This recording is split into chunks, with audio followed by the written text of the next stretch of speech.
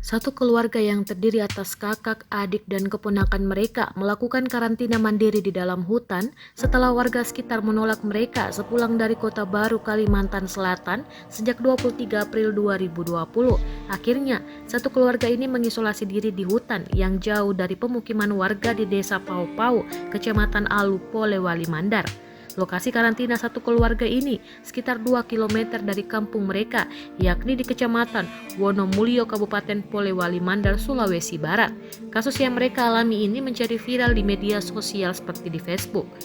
Lokasi isolasi yang jauh di dalam hutan dengan sarana yang terbatas akhirnya menuai simpati warga. Sejumlah warga yang peduli bersama sejumlah relawan kemudian berupaya menyalurkan bantuan sembako ke keluarga ini. Salah satu relawan adalah penyuluh agama di Kecamatan Wonomulyo, Polewali Mandar, Abdul Razak. Dia bercerita untuk sampai di lokasi isolasi mandiri satu keluarga tersebut butuh perjuangan berat karena jalurnya ekstrim. Motor relawan berkali-kali jatuh karena jalan setapak menuju hutan tidak layak dilalui motor dan menanjak. Bahkan terkadang Abdul Razak harus mendorong motor agar bisa naik. Butuh waktu sekitar 1 jam dari ujung kampung ke jalan menanjak itu, bahkan harus melintasi sungai. Lalu setiba di hutan, tim relawan masih harus berjalan kaki sejauh 500 meter menuju rumah gubuk yang berada di bawah bibir lembah gunung.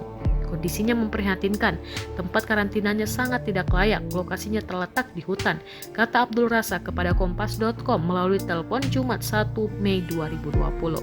Bantuan sembako yang diberikan kepada satu keluarga ini berupa beras, mie instan, air mineral, Al-Quran, masker, serta beberapa bahan pokok lainnya. Menurut Abdul Razak, gubuk berukuran 2x3 meter yang dihuni satu keluarga ini sangat memprihatinkan kondisinya. Hanya ada lantai papan berdinding kain dan kayu, tiangnya ditopang kayu dan batu agar tidak roboh.